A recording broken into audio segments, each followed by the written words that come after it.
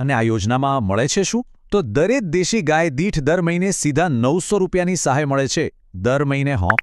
પણ હા, આ સબસિડી લેવા માટે 2 વસ્તુઓ જરૂરી છે.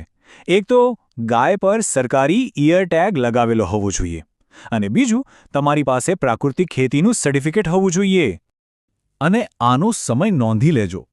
આ યોજના માટે અરજી કરવાનો સમય છે મે મહિનાથી લઈને જુલાઈ મહિના સુધી. હવે પશુપાલન જેટલું જરૂરી છે પાણીનું યોગ્ય વ્યવસ્થાપન, તો આપણી બીજી યોજના છે ટપક સિંચાઈ સિસ્ટમ માટેની સબસિડી. આનાથી પાણીનો જબરદસ્ત બચાવ થાય છે અને સરકાર એને લગાવવા માટે મદદ કરે છે. તમે જુઓ, આમાં અલગ અલગ કેટેગરી છે. જે નાના અને સીમાંત ખેડૂતો છે, એટલે કે જેમની પાસે 2 હેક્ટરથી ઓછી જમીન છે, એમને 70% અથવા 80,000 રૂપિયા સુધીની સબસિડી મળે. મોટા ખેડૂતો માટે પણ 70% છે, પણ લિમિટ 70,000 રૂપિયા છે. અને હા, SC/ST કેટેગરીના ખેડૂતો માટે તો 85% અથવા તો પૂરા 1 લાખ રૂપિયા સુધીની સહાય છે. આ યોજના માટે GGRCના પોર્ટલ પર ઓનલાઈન અરજી કરવાની હોય છે. તો અરજી કરતા પહેલાં તમારું આધાર કાર્ડ, જમીનના ડોક્યુમેન્ટ્સ, લાઇટ બિલની કોપી અને પાણીનો સોર્સ કયો છે એની વિગતો તૈયાર રાખજો, એટલે કામ ફટાફટ થઈ જાય. અને એક સૌથી સારી વાત એ છે કે આ યોજના માટે કોઈ ચોક્કસ સમયગાળો નથી. આખા વર્ષ દરમિયાન ગમે ત્યારે અરજી કરી શકાય છે, એટલે કોઈ ઉતાવળ નહીં. ચાલો હવે વાત કરીએ બીજા ભાગની. ખેતી કરી લીધી, પણ એને બચાવવી પણ એટલી જ જરૂરી છે, ખરું ને? તો હવે જોઈએ ખેતર સુરક્ષા યોજનાઓ, જે પાકને જંગલી જાનવરોથી બચાવવામાં મદદ કરે છે. ખેડૂતોને સૌથી મોટી સમસ્યા હોય છે જંગલી ભૂંડ અને રોઝની. પાકને બરબાદ કરી નાખે છે. આના માટે જ સરકાર ખેતરની ફરતે કાંટાળી તારની વાડ બનાવવા માટે સબસિડી આપે છે. હવે આમાં સબસિડી કેવી રીતે ગણાય છે એ સમજી લો. 2 ઓપ્શન છે. એક, દર મીટરે 200 રૂપિયા, અને બીજો, તમારા કુલ ખર્ચના 50%. આ બંનેમાંથી જે રકમ ઓછી હશે એ તમને સબસિડી તરીકે મળશે. હવે જે ખેડૂતો પાસે 2 હેક્ટરથી ઓછી જમીન છે, એમને એમ થાય કે આપણને લાભ મળશે, તો હા, બિલકુલ મળશે.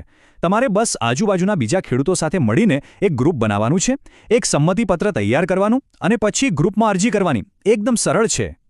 આ વાડવાળી યોજના માટે વર્ષમાં 2 વાર તક મળે છે. પહેલી વાર ફેબ્રુઆરી-માર્ચ મહિનામાં અને બીજી વાર ઓગસ્ટ-સપ્ટેમ્બરમાં. તો તમારી અનુકૂળતા મુજબ અરજી કરી શકો છો. ખાલી વાડથી કામ ના ચાલે તો એના માટે પણ સરકાર પાસે યોજના છે. વાડની સાથે સાથે સુરક્ષા ડબલ કરવા માટે સોલાર ઝટકા મશીન ખરીદવા પર પણ સબસિડી મળે છે. આમાં પણ નિયમ એ જ છે. કુલ ખર્ચના 50% અથવા વધુમાં વધુ 15,000 રૂપિયા. બેમાંથી જે ઓછું હોય એટલી સહાય સરકાર તરફથી મળશે.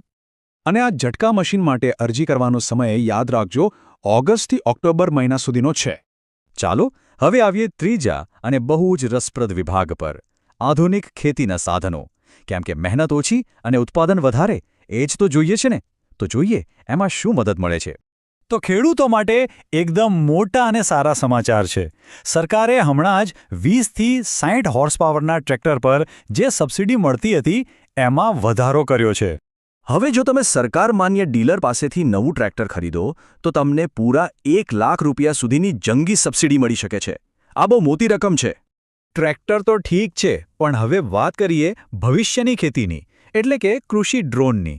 દવા છાંટવા જેવા કામો માટે ડ્રોન ટેકનોલોજીનો ઉપયોગ વધે એના માટે સરકાર ખાસ પ્રોત્સાહન આપી રહી છે. આમાં એક ખાસ વાત છે.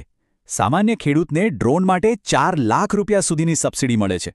પણ જો કોઈ યુવાન ખેડૂત એગ્રીકલ્ચરમાં ગ્રેજ્યુએટ હોય તો એમને 5 લાખ રૂપિયા સુધીની સબસિડી મળે છે. આ એક બહુ મોટું પ્રોત્સાહન છે ભણેલા યુવાનો માટે.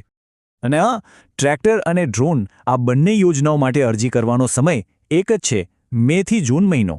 ઓકે, તો આપણે બધી યોજનાઓ તો જાણી લીધી, પણ હવે કરવાનું શું? ચાલો હવે આપણે એક એક્શન પ્લાન બનાવીએ. આ રહ્યું 2026નું અરજી કેલેન્ડર. એકદમ ટૂંકમાં વર્ષની શરૂઆતમાં ફેબ્રુઆરી-માર્ચમાં કાંટાળી વાડ માટે અરજી કરી દો. પછી મે-જૂનમાં ટ્રેક્ટર અને ડ્રોનનો વારો. એ પછી તરત મે-જુલાઈમાં દેશી ગાય માટે. ઓગસ્ટ-સપ્ટેમ્બરમાં ફરી વાડ માટેનો બીજો રાઉન્ડ આવશે અને ઓગસ્ટ-ઓક્ટોબરમાં સોલાર ઝટકા મશીન માટે. અને હા, ટપક સિંચાઈ માટે તો આખું વર્ષ છૂટ છે. તો હવે સવાલ એ છે કે શું આ બધી તકોનો લાભ લેવા માટેની તૈયારી છે?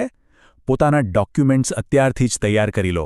સમયસર અરજી કરવાનું પ્લાનિંગ કરી લો, જેથી 2026માં આવનારી આ સરકારી યોજનાઓનો પૂરેપૂરો ફાયદો ઉઠાવી શકાય.